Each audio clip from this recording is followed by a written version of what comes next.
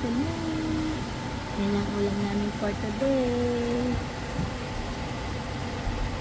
Ayan.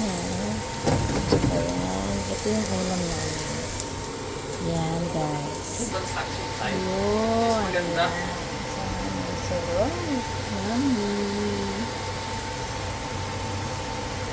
Natin ang mamaya na. Ayan. Ayan. Tumoysa. Yan yung ulam namin for today. Ayan. Guys.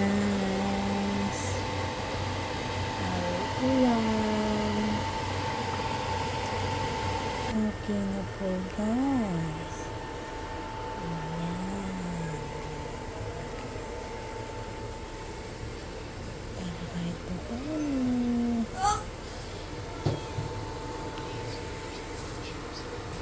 Para po paano.